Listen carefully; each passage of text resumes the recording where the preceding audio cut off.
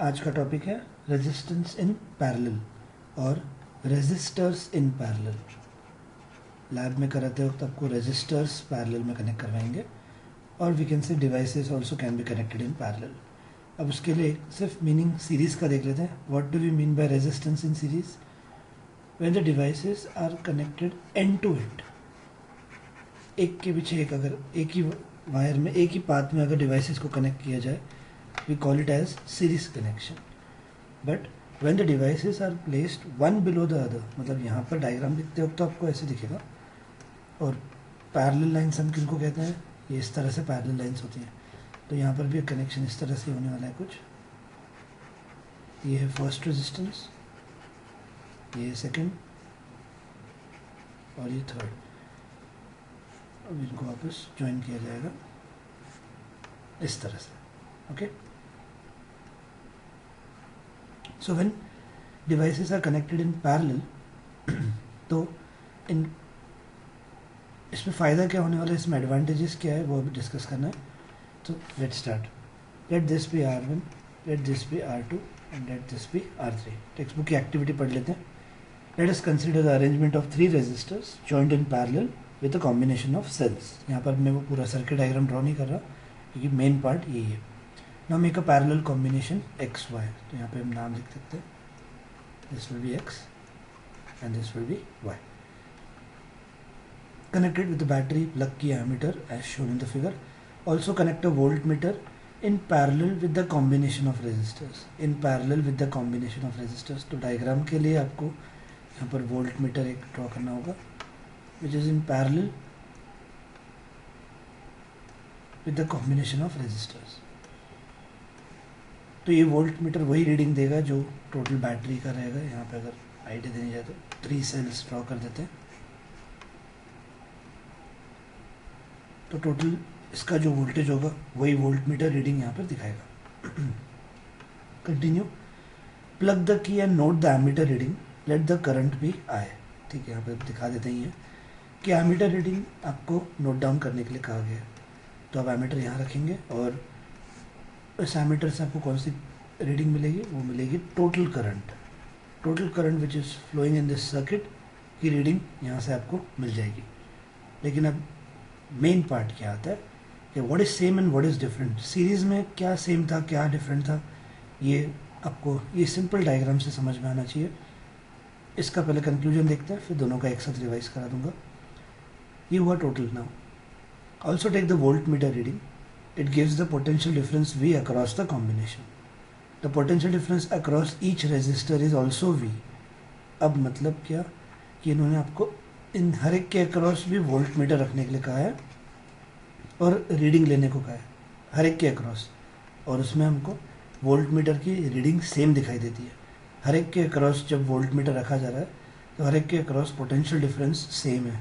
तो यहाँ पे लिख देंगे what is same potential difference across each resistor is same, and then what will be different then this is done। आगे now take out the plug। देखो इस तरह से आपको एक एक करके हर एक रेजिस्टर के ऊपर वोल्ट मीटर रखते जाना है, and what will be the conclusion that the voltmeter reading will show same values across each resistor। now take out the plug from the key, remove the ammeter and voltmeter, insert the ammeter in series with R1 as shown in the figure। Note the reading I1।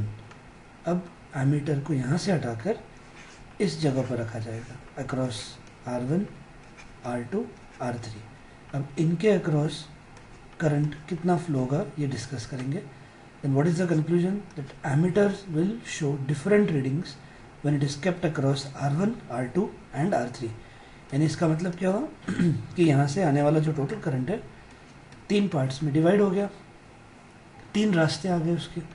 तो current हर एक के across अलग अलग flow होगा, जितने उस device की requirement है उतना करंट फ्लो होगा।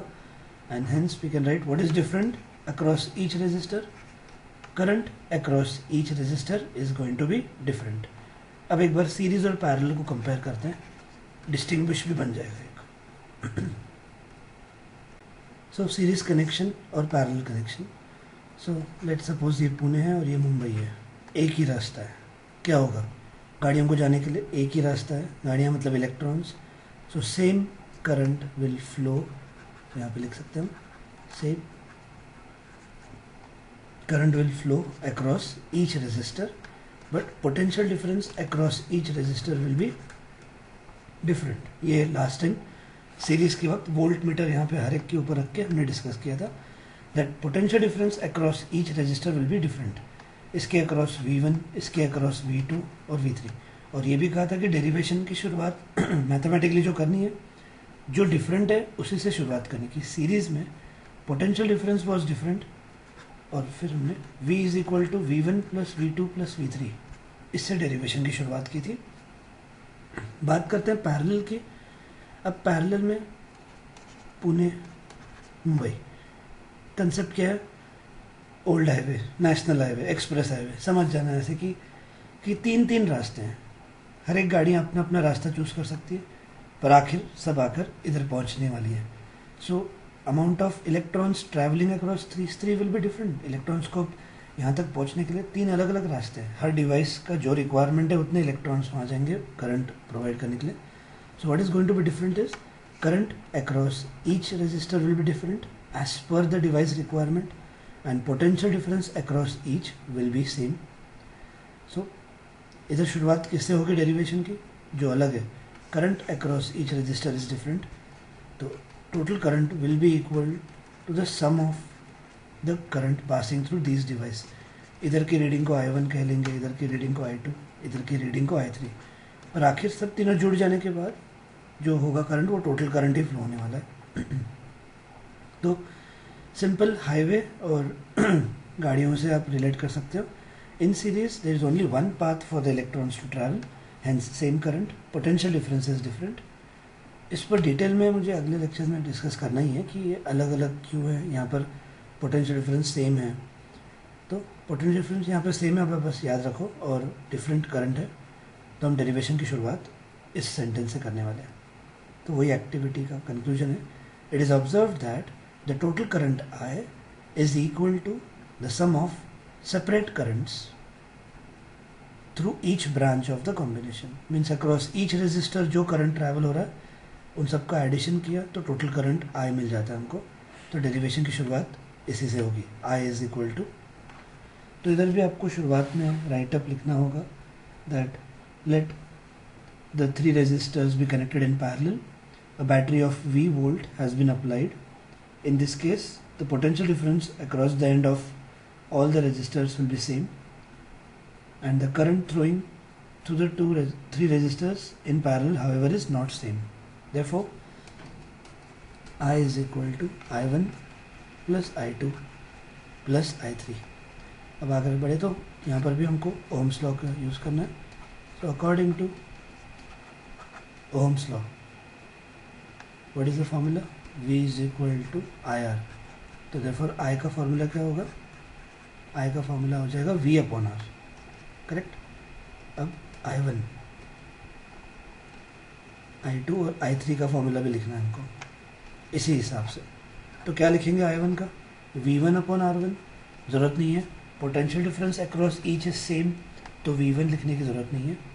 ये लास्ट टाइम सीरीज़ के वक्त भी ऐसे हमने बताया था कि I सेम हुआ तो उधर I1, I2, I3 लिखने की ज़रूरत नहीं है। जैसे यहाँ पे पैरेलल में voltage across each device is same, तो V रखेंगे।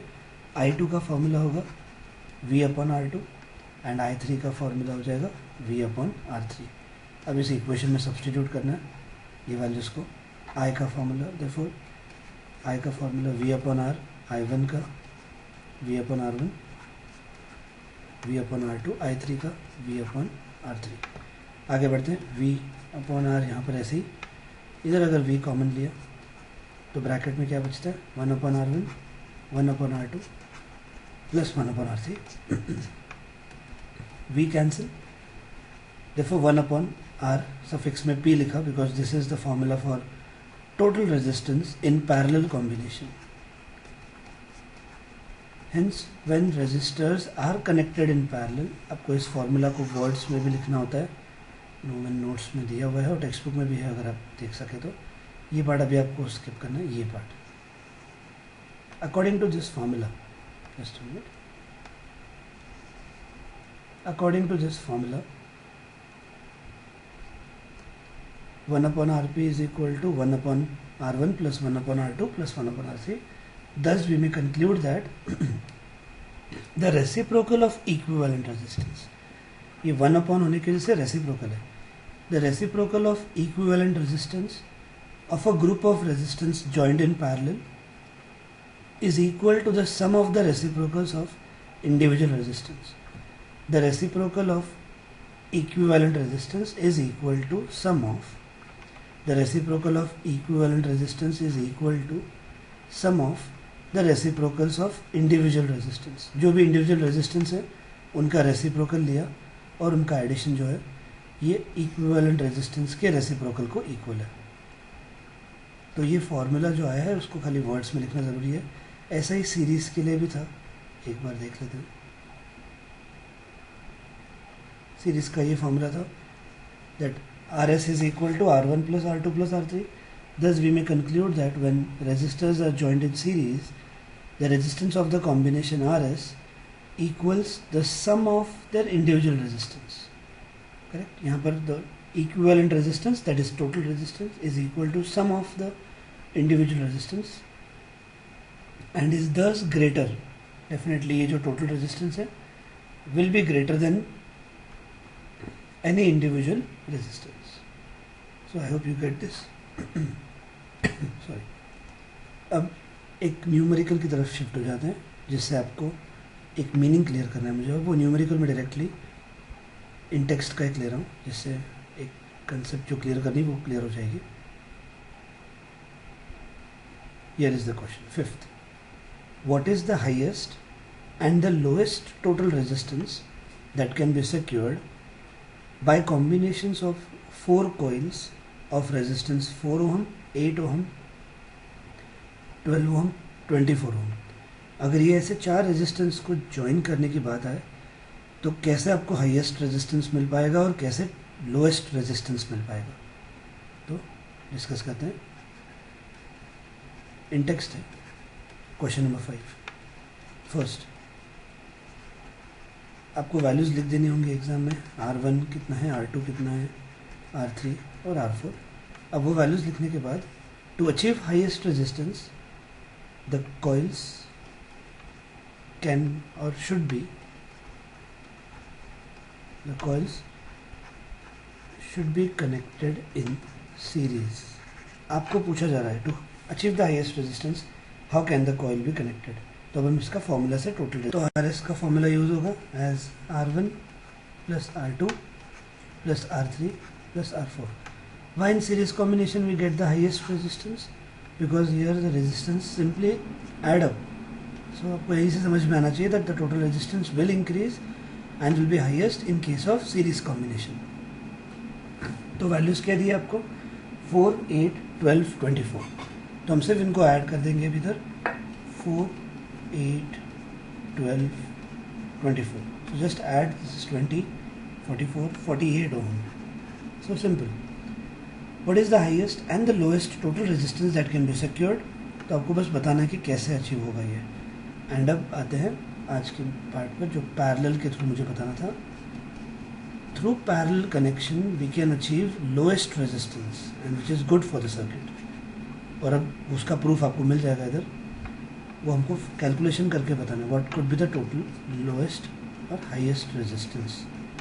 सो what is the formula? That the reciprocal of the total resistance is equal to the sum of the reciprocal of these individual resistance.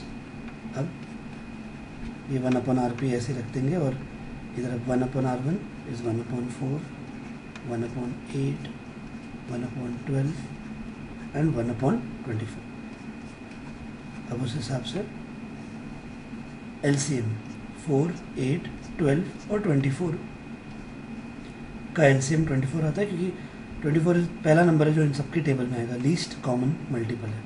अब जहाँ 24 नहीं है वहाँ पे लाने के लिए आपको न्यूमरेटर और डिनोमिनेटर में मल्टीप्लाई करना होगा. यहाँ पर 3, तो ये सॉल्व कर रहे हैं अभी हम, आंसर फाइंड कर लेंगे अभी. 2 से मल्टीप्लाई और यहाँ पर 1 as it is. So 1 upon Rp is 12 by 24 which is half. ध्यान रखो 1 upon RP इज हाफ. कुछ स्टूडेंट्स हाफ बोल देते हैं इज द टोटल रेजिस्टेंस. ऐसा नहीं है. If 1 upon RP is 1 upon 2, reciprocal कर देंगे. And the equivalent resistance comes as 2 ohm. अब देख सकते हो 4 रेजिस्टर्स यहाँ पर थे, 4 ओम, 8 ओम, 12 एंड 24. और जो इक्विवेलेंट रेजिस्टेंस आया इनमें जो सबसे कम है 4, उससे भी कम आंसर आया. तो ये पैरेलल की खासियत है कि जितने भी रेजिस्टेंस पैरेलल में कनेक्ट करेंगे उनमें जो सबसे छोटा रेजिस्टर होगा, उनमें जो सबसे कम वैल्यू का जो रेजिस्टेंस होगा पैरेलल में, द इक्विवेलेंट रेजिस्टेंस उससे भी कम आने वाला है. सो यहाँ पे सबसे छोटा रेजिस्टेंस 4 ओम का था, तो पैरेलल में टोटल रेजिस्टेंस उससे भी कम वैल्यू आई. So means what, the total resistance decreases. That is one good thing. That is also one advantage, वो भी हमको डिस्कस करना है. What are the advantages of parallel combination?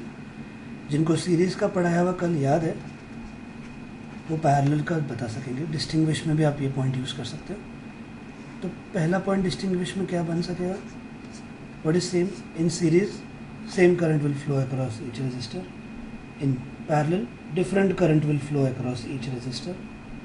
Then second, in series, potential difference will be different across each resistor. In parallel, potential difference across each resistor will be same. अब potential difference का implication क्या होगा?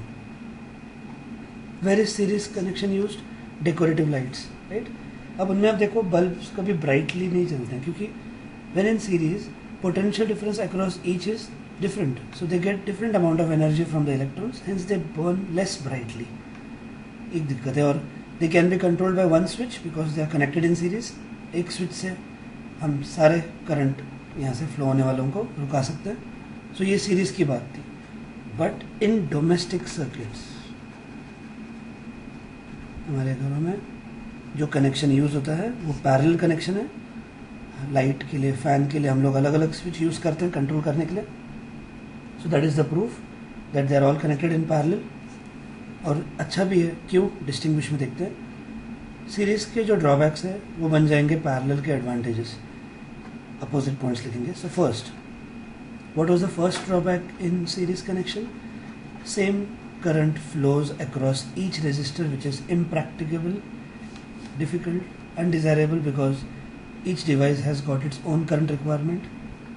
क्या बनेगा first point? In parallel different current will flow across each device as per the device requirement which is practicable. क्यों? हर device का अपना current requirement होता है, तो जो डिवाइस का रिक्वायरमेंट है उतना करंट उसके थ्रू फ्लो होगा which is desirable and which is good. So series का वो ड्रॉबैक पैरेलल में कवर हो गया. आगे बढ़ते हैं सेकेंड पॉइंट की तरफ. What was the drawback in series combination? If one component fails, यहाँ पे मैं शॉर्ट में लिखूंगा, इफ वन कंपोनेंट फेल्स, क्या होता है तब? If one component fails the whole circuit breaks.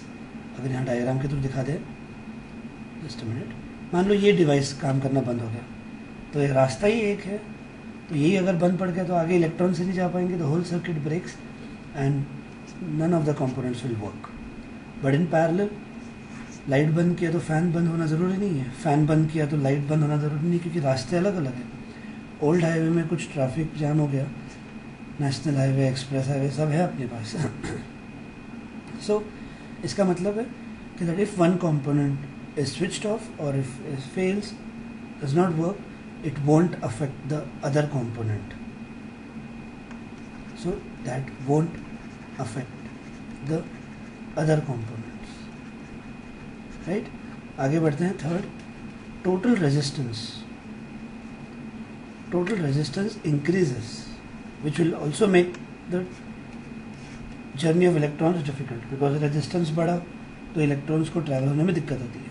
और आप यहाँ पे देखा भी आपने that the total resistance decreases. and कितना डिक्रीज होगा कि जो रेजिस्टर्स लिए हुए हैं उनमें सबसे कम वैल्यू का जो रेजिस्टर होता है उससे भी कम आंसर आएगा टोटल रेजिस्टेंस का. ध्यान रखिए, अभी मैंने जो बात बोली इस पर एक क्वेश्चन देख लेते हैं. एक्सरसाइज का फर्स्ट क्वेश्चन, जो अभी जस्ट मैंने आपको बात बोली उस पर, जज। अब जज मतलब कैलकुलेट नहीं होता, जस्ट गेस वर्क करना है।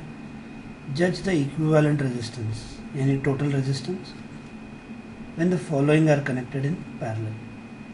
First 1 ohm and 10⁶ ohm. First in text question, if 1 ohm and 10⁶ ohm are connected in parallel, what could be the equivalent resistance? Judge करो. It will be less than 1 ohm. अभी मैंने आपको कहा था कि जब अलग अलग रेजिस्टर्स को पैरेलल में कनेक्ट करते हैं, जो उनमें सबसे कम रेजिस्टर की वैल्यू होती है उससे भी कम आंसर आता है टोटल रेजिस्टेंस का। अब टोटल रेजिस्टेंस निकालते नहीं बैठना है, 10⁶ है, इसका करते बैठेंगे तो पागल हो जाएंगे, तो लेस देन 1 ohm लिखना है, दैट्स इट। अगर यही क्वेश्चन पूछे जज the total resistance when they are connected in series, तो सीरीज में जो हाईएस्ट वैल्यू होती है उससे भी ज़्यादा आंसर आता है, so you will write more than 10⁶ ohm। I hope you get this. Second, अब 3 रेजिस्टर्स को अगर पैरेलल में कनेक्ट करें तो कितना आएगा इक्विवेलेंट रेजिस्टेंस? वैल्यूज है 1 ohm, 10⁻³ ohm, 1 ohm, 10⁻³ ohm and 10⁻⁶ ohm। अगर इन तीनों को पैरेलल में कनेक्ट कर दिया जाए, what could be the equivalent resistance of parallel combination? Again आपको देखना है इन तीनों में सबसे कम वैल्यू किसकी है। अगेन 1 ohm है, तो इधर भी सेम आंसर आएगा, that the equivalent resistance of parallel combination of these 3 resistors will be less than 1 ohm and in series will be more than 10⁶। तो बहुत इजी क्वेश्चन था ये, और कंसेप्ट बेस्ड, ये भी अब कवर हो गया। अब सॉल्व एग्जांपल्स की तरफ बढ़ते हैं। आज वापस एक सीरीज़ का सॉल्व एग्जांपल ले लेंगे ताकि आइडियाज़ दोनों जानबूझ के कंबाइन लिया जाएगा, ताकि आपको कंसेप्ट शिफ्ट होने आ रहा है माइंड में या नहीं वो देखा जाता है। तो अभी हम सीरीज़ का एक सॉल्व एग्जांपल रह गया था, वो कर लेंगे, उसके बाद फिर पैरेलल की तरफ बढ़ते हैं।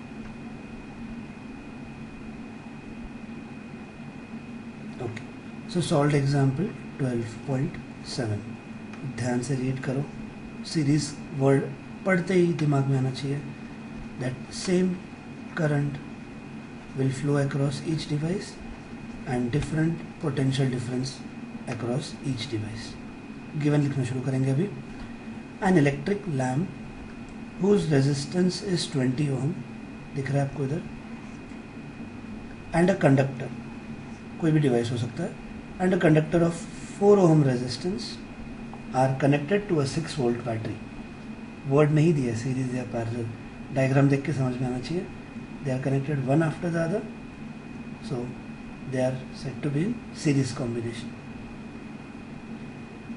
अब इन्होंने डायग्राम में पहले कंडक्टर दिया है, फिर लैम्प या बल्ब आप इमेजिन कर सकते हो, तो और वर्ड्स में पहले लैम्प के लिए डेटा दिया है, तो हम क्वेश्चन के हिसाब से जाएंगे, डायग्राम ड्रॉ करना ज़रूरी नहीं होता।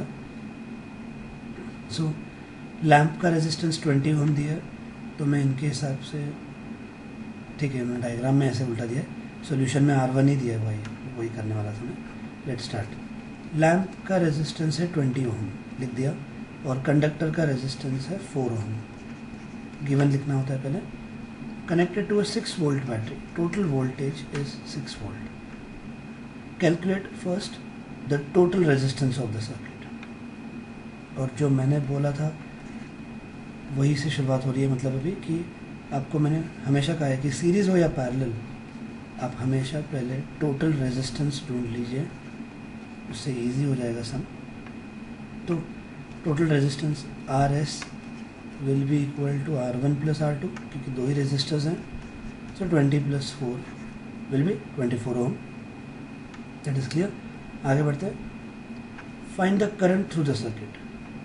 अब आपको ध्यान में आना चाहिए कि जब करंट थ्रू द सर्किट बोला है, मतलब टोटल करंट I पूछा है, and in series current across each resistor also is same, तो अक्रॉस लैम्प भी पूछते हैं, कंफ्यूज करने के लिए पूछ सकते हैं।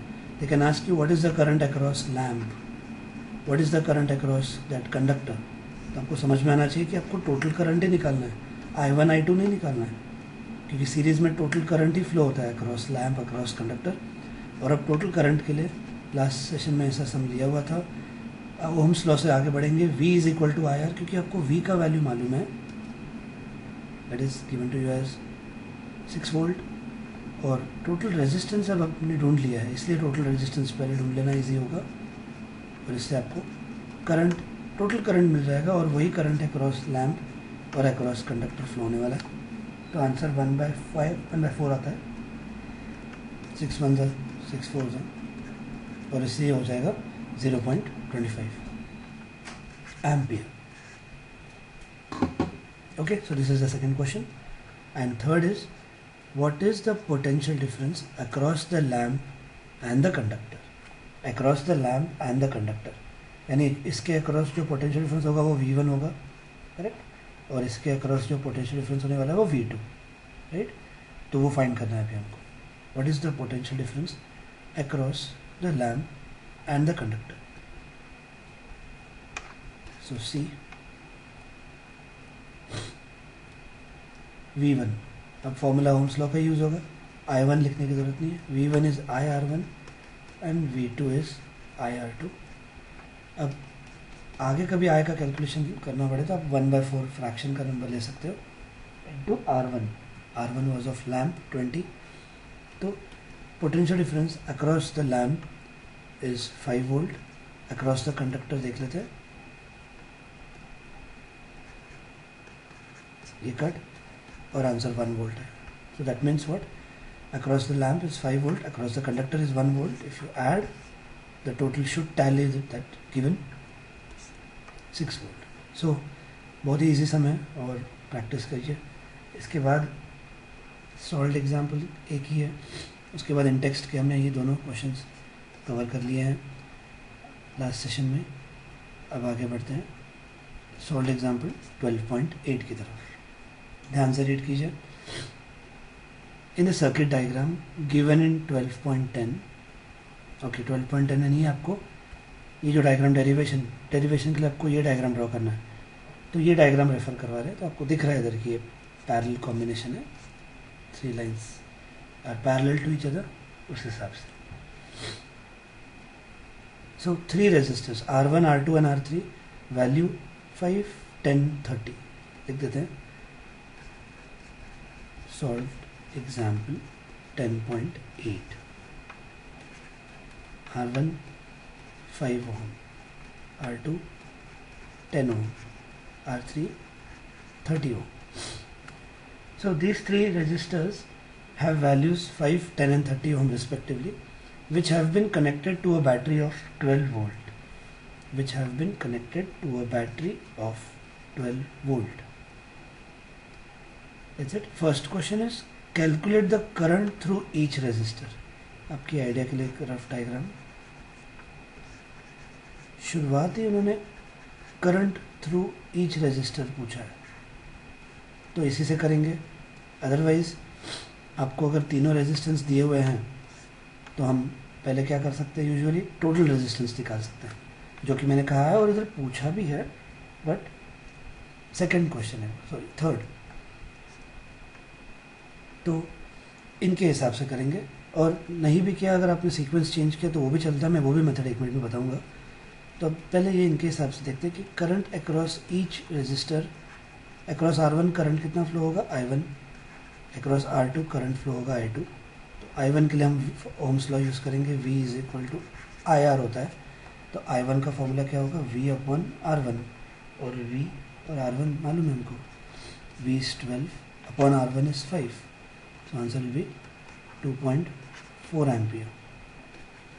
Current across R2, current across each resistor पूछा है, तो हमको पहले इसी से शुरुआत करनी पड़ी, और नहीं भी करते आप अगर सी का आंसर पहले लेता ढूंढते हो तो भी चलता है, पर आपको मालूम होना चाहिए कि अगर सीक्वेंस से भी करना हो तो कर सकते हैं। R2 इज 10, तो ये हो जाएगा 1.2 एम्पियर। आगे बढ़ते हैं।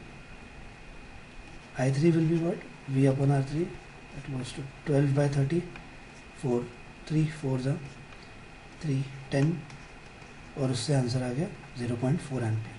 तो हर एक के क्रॉस करंट अलग अलग ट्रैवल करेगा, ये बात क्लियर कर दी थी डेरिवेशन के वक्त, और यहाँ पे प्रूफ भी हो गई। B. What is the total current in the circuit? अब आखिर ये तीनों जुड़कर इधर ही आने वाले हैं, तो डेरिवेशन की शुरुआत पैरेलल की आज ही जिससे की थी वो वाला फॉर्मूला यूज़ करना है.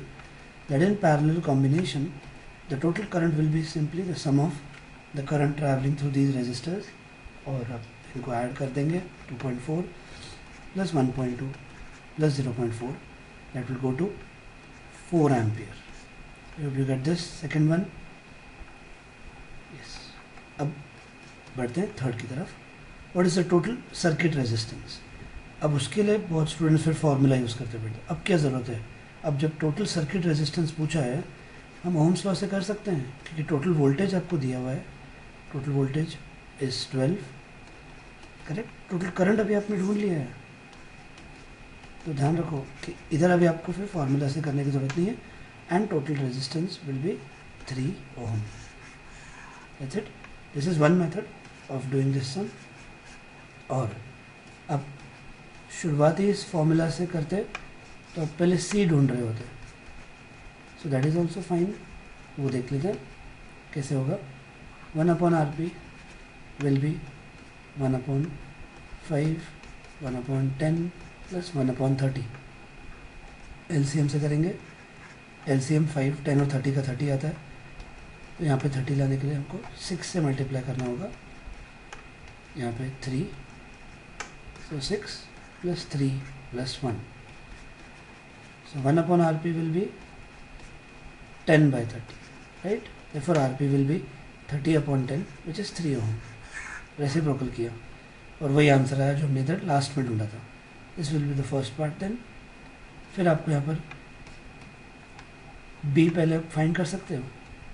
You can also find the total current now by the formula of ohm's law. V is equal to IR. अब हमको V मालूम है 12 और R मालूम है 3, तो आप टोटल करंट पहले यहाँ पे ढूंढ सकते हो, which will go to 4 ampere. Are you getting? और थर्ड के लिए फिर कोई ऑप्शन नहीं है आपको. फिर उल्टा ये लेंदी भी हो जाता है, लेकिन बस आपको अलग अलग तरीका क्लियर होना चाहिए इसलिए बता रहा हूँ. अब करंट अक्रॉस ईच रेजिस्टर के लिए कोई ऑप्शन नहीं है आपको. I is equal to V/R1, I2 is equal to V/R2.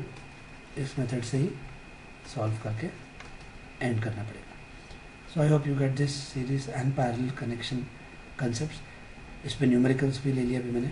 एक एक्सरसाइज का न्यूमेरिकल ले लेते हैं. इजी न्यूमेरिकल्स इनके साथ मैं डेरिवेशंस के साथ जोड़ते हुए पढ़ा रहा हूँ. फिर एक्सरसाइज के कुछ बहुत इंपॉर्टेंट क्वेश्चंस हैं, उनका आपको अलग से बाद में मैं गाइडेंस दूंगा. एक ही सेशन में वो मैं इंपॉर्टेंट न्यूमेरिकल्स खत्म कर दूंगा. तो आज का जो न्यूमेरिकल है एक्सरसाइज का एक और इजी, वो है 8th वन. रीड करना है. जस्ट कन्फ्यूजन हो गया. 8th कर दिया हमने. 9th one. A battery of 9 volt given लिख देते हैं. 9th सम आज का लास्ट.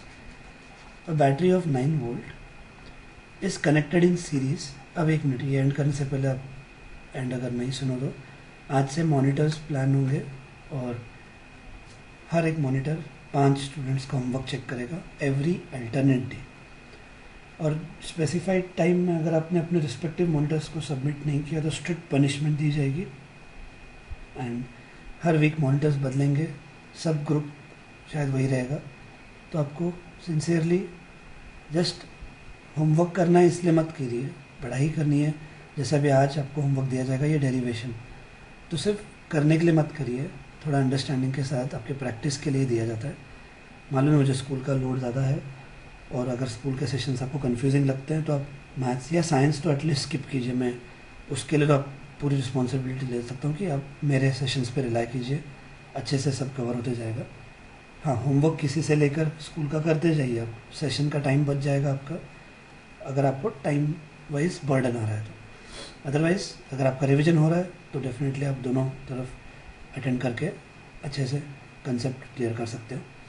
पर मेरा दिया हुआ वर्क कभी भी वीडियोस 30 to 45 मिनट्स के अंदर ही होंगे, और आपको उतने के पढ़ाई करने के लिए और आधा घंटा एक्स्ट्रा लग सकता है. सो 1 से 1.5 घंटा मैक्सिमम रोज़ आपसे एक्सपेक्टेड है कि ट्यूशन का दिया हुआ कीजिए. और एवरी वीक जो टेस्ट होगी उसके लिए अलग से आधा 1 घंटा ज़रूरी देना. सो 2-2.5 आवर्स की पढ़ाई ट्यूशन को लेकर करनी होगी, टेस्ट के लिए 1 घंटा, और रोज़ पढ़ाया हुआ अच्छे से करने के लिए 1-1.5 घंटा. इतना आपको ज़रूरी है निकालना. मैंने ये सुना है कि जून जुलाई तक ये लॉकडाउन जा सकता है, या नहीं भी हुआ, चीज़ें खुल भी गई, तो कोचिंग क्लासेस और स्कूल्स सबसे लास्ट में शुरू होंगे जब केसेस फाइनली रुक जाएंगे। तो इतना सब टाइम के बाद जब हम शुरू करेंगे तो डोंट एक्सपेक्ट कि ये सब वापस होगा। तब भी मैं आपको वही कहूँगा कि वीडियोस जाके रिवाइज़ कीजिए, तो उससे अच्छा अभी से ही करते जाओगे तो बेटर होगा। तब ट्यूशन चालू हो गई होगी, तब वो और ये पुराना पार्ट दोनों आप मैनेज नहीं कर सकोगे। तब मैं आगे कंटिन्यू कर दूँगा। इलेक्ट्रिसिटी के असाइनमेंट्स के 50 सम्स हैं, मैं डायरेक्टली वो न्यूमेरिकल्स पढ़ाना शुरू करूँगा ताकि आपको उसी के थ्रू कंसेप्ट रिवाइज हो सके। तो टेक्स्ट बुक भूल जाइएगा, कुछ होने वाला है। मैथ्स मई एंड तक, जून तक 5-6 चैप्टर्स हो चुके रहेंगे टेक्स्ट बुक वाइज। मैं चाहता हूँ पहले टेक्स्ट बुक का बेस क्लियर कर लो और फिर क्लास में सामने हम असाइनमेंट्स का सेशन करते जाएंगे। तो ये रहेगा आगे का रूटीन इन जनरली। तो आपसे एक्सपेक्टेड है कि आप रोज़ का रोज़ सिंसियरली 2 घंटा तो रोज़ पढ़ाई के लिए दो, ठीक है।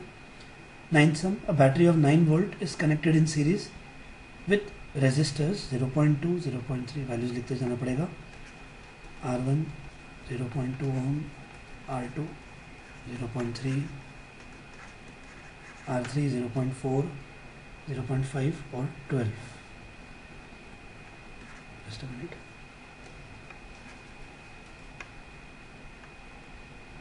.5 ohm